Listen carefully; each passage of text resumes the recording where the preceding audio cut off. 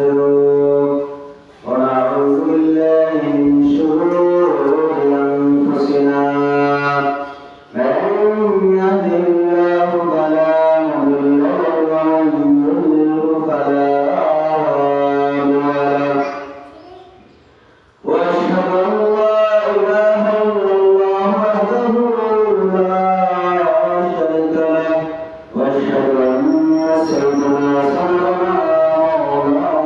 محمد صلى الله عليه وسلم أرسله بالحق بشيرا ونذيرا بين يدي الساعة من يطع الله ورسوله فقد رشد ومن يعصهما فقد غوى أما بعد فأعوذ بالله من الشيطان الرجيم بسم الله الرحمن الرحيم أو كما قال الله تعالى في كلامه المجيد وفي قرآنه الحميد قد أفلح المؤمنون الذين هم في صلاتهم خاشعون والذين هم عن اللغو معرضون والذين هم للزكاة فاعلون والذين هم لفروجهم حافظون صدق الله مولانا العظيم وصدق رسوله النبي الحبيب الكريم في شان حبيبه ومعبوده ومعشوقه المولى إن الله وملائكته يصلون على النبي يا أيها الذين آمنوا صلوا عليه وسلموا تسليما اللهم صل على سيدنا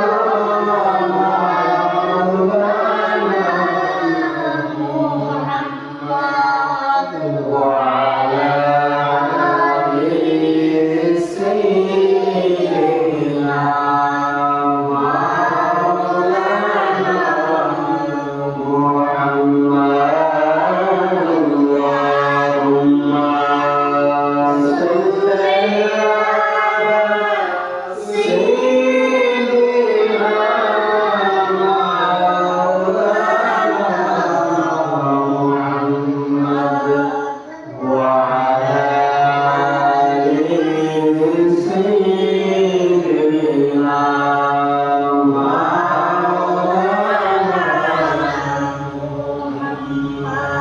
أي محمد عشر ساتي بنا مجھے روز محشر دستیاب کے سے پلا لینا مجھے اللہم صل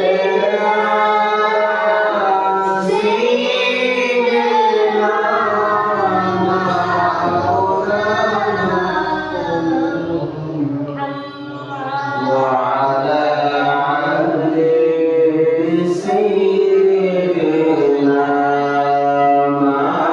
مولانا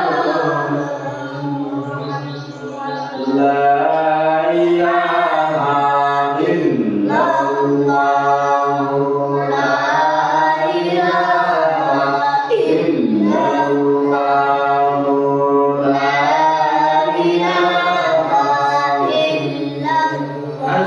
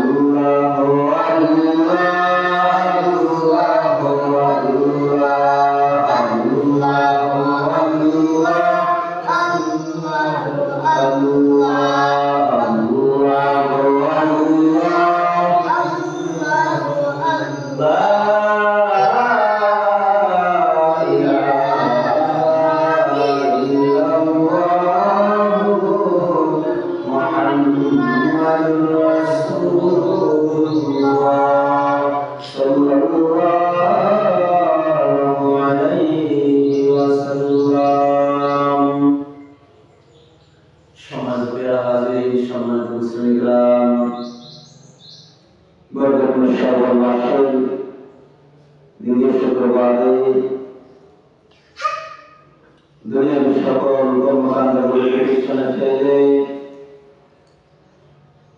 সবার আগে মসজিদ আসার এবং বসার তৌফিক দান করে দিয়েছেন। সেই জন্য মহান মূল্যের শুকরিয়া আদায় করি। একবার জোরে জোরে আলহামদুলিল্লাহ, আলহামদুলিল্লাহ।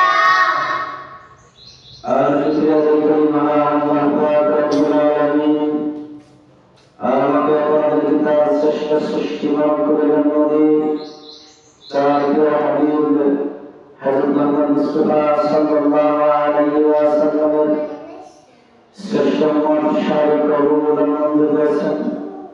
সেজন্য আলহামদুলিল্লাহ, আলহামদুলিল্লাহ। আল্লাহ পাক রব্বুল আলামিন তোমার বলেন ওয়াদাহাল মুমিনুন, সকল মুমিনরা সফল হয়েছে। আল্লাহ পাক রব্বুল আলামিন এই সূরার শুরুতে মুমিনদের বৈশিষ্ট্য, একজন মুমিনের বৈশিষ্ট্য কেমন হবে, একজন মুসলমানের বৈশিষ্ট্য কেমন হবে, এই বৈশিষ্ট্যের কথা আল্লাহ পাক রব্বুল আলামিন বলতেছেন। ওয়াদাহাল মুমিনুন, সকল মুমিনরা সফল, যাদের ওই বৈশিষ্ট্যগুলো এদের মধ্যে রয়েছে তারাই সফল হয়েছেন। এক নম্বর বৈশিষ্ট্য আল্লাহ পাক রব্বুল আলামিন বলতেছেন আল্লাযীনা হুম ফি সালাতিহিম খাশিউন। আল্লাহ পাক রব্বুল আলামিন বলতেছেন এক নম্বর বৈশিষ্ট্য হচ্ছে মুমিনরা নামাজী হবে। সালাত আদায় করার সময় আমাদের চিত্তে বিনয়ের সাথে নামাজ আদায় করবে, বিনয়ের সাথে আল্লাহ পাক রব্বুল আলামিন সম্মুখে হবে। দুই নম্বর বৈশিষ্ট্য আল্লাহ পাক রব্বুল আলামিন বলেছেন ওয়াল্লাযীনা হুম আনিল লাগwi মুরিদ। মুমিনরা অশান্তি থেকে, অহেতুক কথাবার্তা থেকে, অহেতুক কাজ থেকে, অহেতুক ক্রিয়া থেকে, অহেতুক কর্ম থেকে নিজেদেরকে বিরত রাখে। তিন নম্বর বৈশিষ্ট্য আল্লাহ পাক রব্বুল আলামিন বলেছেন ওয়াল্লাযীনা হুম লিযাকাতি ফাঈলুন। আল্লাহ পাক রব্বুল আলামিন বলেন মুমিনরা যাকাতে সক্রিয়। মুমিনদের আরেকটা বৈশিষ্ট্য হচ্ছে মুমিনরা যাকাত আদায় করবে, যতটুকু যাকাত আসে মুখানুরূপে সঠিক হিসাব করবে, মুমিনরা যাকাত আদায় করবে। এরপরে বৈশিষ্ট্য আল্লাহ পাক রব্বুল আলামিন বলেছেন ওয়াল্লাযীনা হুম লিফুরুজিহিম হাফিজুন। আল্লাহ পাক রব্বুল আলামিন বলেছেন মুমিনদের আরেকটা বৈশিষ্ট্য হচ্ছে মুমিনরা নিজেদের লজ্জাস্থান হেফাজত রাখে। আল্লাহ পাক রব্বুল আলামিন বলেছেন মুমিনরা নিজেদের লজ্জাস্থানকে হেফাজত রাখে। এরপর আল্লাহ পাক রব্বুল আলামিন বলেছেন ইল্লা আলা আজওয়াজিহিম আও মা মালাকাত আইমানুহুম ফাইন্নাহুম গায়রু মালুমিন। আল্লাহ পাক রব্বুল আলামিন বলেছেন তোমাদের অধিকারভুক্ত কর্তৃগণ এবং তোমাদের অন্তর্ভুক্ত দাসীগণদের সাথে বসে কিছু নয়। ফামানিউ তাওয়া ওয়া ওয়ারা যালিকা ফাউলাইকা হুমুল আদুন। তাছাড়া অন্য কারোর সাথে যদি কামায় বাসনায় লিপ্ত হয়ে যাও তাহলে তাহলে সীমালঙ্ঘনকারীদের অন্তর্ভুক্ত, তাহলে সীমালঙ্ঘনকারী, তাহলে সীমালঙ্ঘন। এরপরে আল্লাহ পাক রব্বুল আলামিন বলেছেন ওয়াল্লাযীনা হুম লিআমানাতিহিম ওয়া আহদিহিম রাউন। কারণ আল্লাহ পাক রব্বুল আলামিন বলেছেন মুমিনদের আরো বৈশিষ্ট্য হলো মুমিনরা আমানতের খেয়ানত করবে না, আমানত দায়িত্ব রক্ষা করবে এবং কথা দিয়ে কথা বলা করবে না। মুমিনরা যা কথা দেবে তাহলে যদি মুমিনরা কথা দেয় এই কথা মুমিনরা পুঙ্খানুপুঙ্খরূপে আদায় করবে। এরপরে আল্লাহ পাক রব্বুল আলামিন বলেছেন والذين هم على صلاتهم يحافظون মুমিনরা নামাজের যত্নশীল হবে, মুমিনরা নামাজ যত্নের সাথে আদায় করবে, হাফিজুন হিফাজত করবে, মুমিনরা নামাজ যত্নের সাথে আদায় করবে এবং কায়েম করবে। এই হচ্ছে মুমিনদের বৈশিষ্ট্য। এই বৈশিষ্ট্যগুলো যার মধ্যে থাকবে আল্লাহ পাক রব্বুল আলামিন তার জন্য সুসংবাদ ঘোষণা দিচ্ছেন উলাইকা হুমুল ওয়ারিসুন, তারা হলো ওয়ারিস, তারা হলো অংশীদার। আল্লাযীনা ইয়ারজুনা ফিরদাউস, তারা হলো জান্নাতুল ফিরদাউসের অধিকারী, তারা হলো জান্নাতুল ফিরদাউসের অংশীদার। হুম বিহা খালিদুন, যেখানে তারা চিরস্থায়ীভাবে বসবাস করবে। এই হচ্ছে মুমিনদের বৈশিষ্ট্য। মুমিনদের যখন এই বৈশিষ্ট্য হবে আমরা যখন কোনো কাজ করব এর পিছনে আমরা লাভ পেয়ে থাকি। আমরা যদি কষ্ট করে নিজে অর্থ উপার্জন করে অর্থবিত্ত জমায় এখান থেকে টাকা প্রদান করবো, নামাজ আদায় করবো, নিজেদেরকে অসার ক্রিয়াকলাপ থেকে হেফাজত করবো, কথা দিয়ে কথা রাখবো, আমল দায়িত্ব রক্ষা করবো, এই কাজগুলো করলে আমাদের কি লাভ হবে? আল্লাহ পাক রব্বুল আলামিন বলতেছেন এই কাজগুলো যে সঠিকভাবে আদায় করতে পারবে সে হবে জান্নাতুল ফিরদাউসের অংশীদার। তাকে আল্লাহ পাক রব্বুল আলামিন জান্নাতুল ফিরদাউসের অধিকারী হিসেবে ঘোষণা দিয়েছেন এবং শুধু জান্নাতুল ফিরদাউসের অধিকারী বলে সান্ত্বনা আল্লাহ পাক রব্বুল আলামিন বলেছেন ফিহা খালিদুন, সেখানে সে চিরস্থায়ীভাবে বসবাস করবে। জাহান্নাম থেকে জান্নাতে যাওয়ার প্রসেস আল্লাহ পাক রব্বুল আলামিন চাইলেই আপনাকে জাহান্নাম থেকে জান্নাতে দিতে পারবে, কিন্তু জান্নাতে একবার ঢুকে পড়লে ওইখান থেকে বের হওয়ার কোনো সুযোগ নাই। হুম ফিহা খালিদুন, ওইখানে যারা জান্নাতে প্রবেশ করবে, জান্নাতে যারা থাকবে তারা চিরস্থায়ীভাবে জান্নাতে বসবাস করবে। জান্নাত থেকে কখনোই আল্লাহ পাক রব্বুল আলামিন কোনো বান্দাকে বের করে দেবেন না। জাহান্নাম থেকে আল্লাহ পাক রব্বুল আলামিন চাইলে বের করতে পারবেন, কিন্তু আল্লাহ পাক রব্বুল আলামিন জান্নাত থেকে বের করবেন না। এর জন্য জান্নাতে যেতে হলে দুনিয়া থেকে আমাদের কিছু বৈশিষ্ট্যায়ী হতে হবে, আমাদের কিছু বৈশিষ্ট্য দরকার হবে, আমাদের কিছু গুণের দরকার হবে। এই গুণগুলোর কথা আল্লাহ পাক রব্বুল আলামিন বলেছেন। প্রথম যে বৈশিষ্ট্যের কথা বলেছেন নামাজের কথা বলেছেন, নামাজের ব্যাপারে মানুষ বিনয়ী হবে। আমরা নামাজ আদায় করি তাড়াহুড়া করে আসিয়া যায়, বলি আপনি এখানে বসেন আমি 2 মিনিট যাচ্ছি নামাজ পড়ে চলে আসেন। আল্লাহ পাক রব্বুল আলামিন হুকুম দিয়েছেন ধরে নিন 5 ওয়াক্ত নামাজ সঠিকভাবে বিনয়ের সাথে আমরা কি করে নামাজ আদায় করি, এটা মুমিনদের প্রধানতম বৈশিষ্ট্য। আল্লাহ পাক রব্বুল আলামিন এই বৈশিষ্ট্যের কথা প্রথমে না বলে তো শেষে বলতে পারতেন, কিন্তু আল্লাহ পাক রব্বুল আলামিন মানুষের যে জায়গায় সমস্যা ওই জায়গায় কথা সবাই বলেছে। আমাদের সবচেয়ে বড় সমস্যা আমাদের সমস্যা, আমরা নামাজে আসিয়া যা নিজেদের মন ইচ্ছা মতো মন গড়া মতো দাঁড়াই নামাজ পড়ি, 1 রাকাত পড়তে পড়তে 4 রাকাত পড়া, 1 মিনিটে 3 রাকাত পড়া নামাজ পড়া শেষ। আসলাম রুকু সাজদা কি করলাম, রুকুতে কি করলাম, সাজদা কি করলাম, শেষ করতে কি করলাম, এটার কোনো খেয়াল নাই। এই হচ্ছে আমাদের নামাজের তারতম্য। এজন্য আল্লাহ রাব্বুল আলামিন বলেছেন, প্রথমে বলেছেন নামাজে বিনয়ী হও, বিনয়ের সাথে একাগ্রতা চিত্তে বিনয়ের সাথে মহান আল্লাহ পাক রব্বুল আলামিনের সম্মুখে দাঁড়াও। অপরাধ কাজ নিয়ে আমরা যে অপরাধ করেছি অপরাধের কথা স্মরণ করে আমরা যে আল্লাহ পাক রব্বুল আলামিনের সম্মুখে দাঁড়াই। এই জন্য আল্লাহ পাক রব্বুল আলামিন বলেছেন নামাজ প্রথমেই নামাজে দাঁড়াবা, বিনয়ের সাথে নামাজ আদায় করো, বিনয়ের সাথে নামাজ আদায় করো। এরপর আল্লাহ পাক রব্বুল আলামিন বলেছেন ওয়াল্লাযীনা হুম আনিল লাগওয়িল মুরিদিন। 2 নম্বর সমস্যা আমরা অসার ক্রিয়াকলাপ অহেতুক কথাবার্তা নিয়ে আমরা বেশি সময় বেঁচে থাকি। অসার ক্রিয়াকলাপ থেকে যে কাজ করলে আমাদের কোনো কাজে আসে না, সওয়াব হয় না, বরঞ্চ গুনাহ হয়। আমরা যদি দোকানে বসি, দোকানে বসতে শুরু হয় অসার ক্রিয়াকলাপ, যে কথাগুলো, যে বার্তাগুলো, যে কাজগুলো আমার আর আপনার কখনোই কাজে আসে না, এই অসার ক্রিয়াকলাপ থেকে মুমিনরা নিজেদেরকে হেফাজত রাখে। মুমিনরা কখনো অসৎ ক্রিয়াকলাপে নিজেদেরকে জড়ায় না। এই হচ্ছে মুমিনদের একটা বৈশিষ্ট্য। এই জায়গায় আমাদের সমস্যা। আমরা যখন দোকানে বসে তখন ওই বাড়ির কথা, ওই বাড়ির কথা, তার ছেলে কি করলো, তার মেয়ে কি করলো, তার ছেলে ফেল করলো, তার ছেলে পাস করলো, পাশের কথা কেউ বল না। মানুষজনের একটা স্বভাব, মনুষ্য জাতির একটা দোষ। একজন মানুষ যদি ভুল করে ওই ভুলটা সারা জীবন করবে, আর যদি কেউ ভুল ভালো কাজ করে ভালো কাজটাকে 2-1 দিন পরে ঢেকে দেয়, ভালো কাজটাকে 2-1 দিন পরে ঢেকে দেয়। আর খারাপ কাজটাকে মানুষ যত জীবন বেঁচে থাকবে তার খারাপ কাজটা নিয়ে তাকে কথা বলবে, কথা শোনাবে, কিন্তু তার ভালো কাজটাকে নিয়ে অ্যাপ্রিশিয়েট করবে না। এর হচ্ছে মানুষ জাতির একটা রূপ।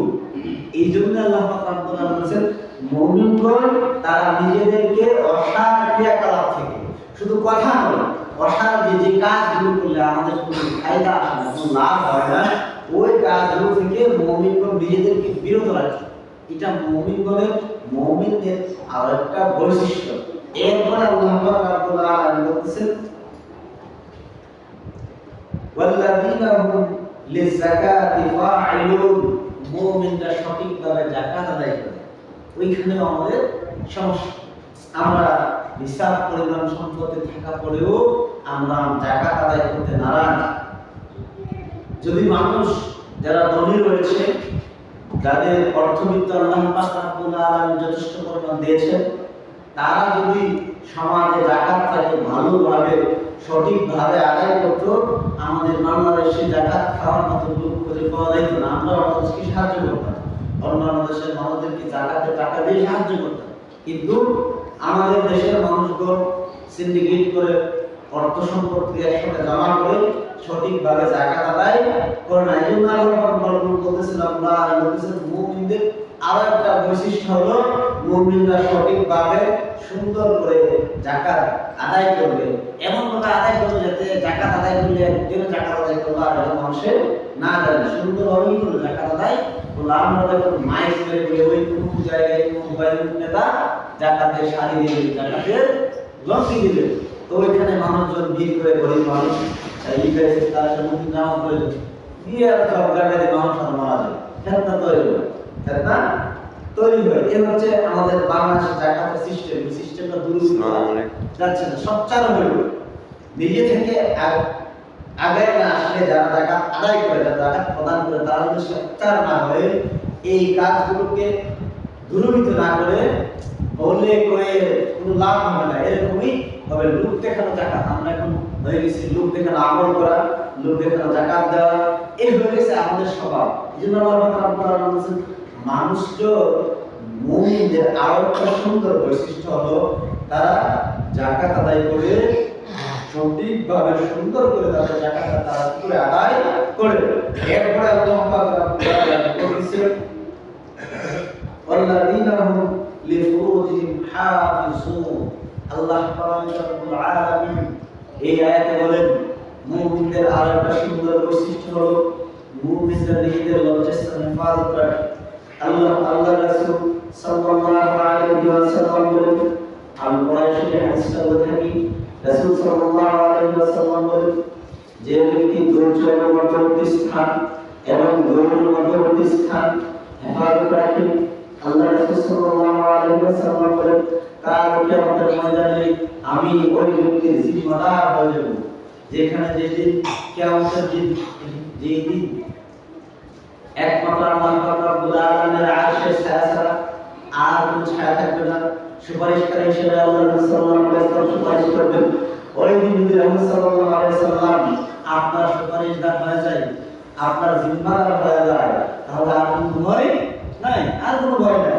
কিয়ামতের দিন যেদিন আল্লাহ রাব্বুল আলামিন কাফারিয়াত দান করবেন, মালিক ইয়াউমিদ্দিন, যেদিন আল্লাহ রাব্বুল আলামিন মালিক ইয়াউমিদ্দিন হবে, বিচার দিবসের মালিক হবে, মালিক ইয়াউমিদ্দিন, যেদিন আল্লাহ রাব্বুল আলামিন বিচার দিবসের মালিক হবেন, শুধুমাত্র আল্লাহ রাব্বুল আলামিন হুকুমই চলবে।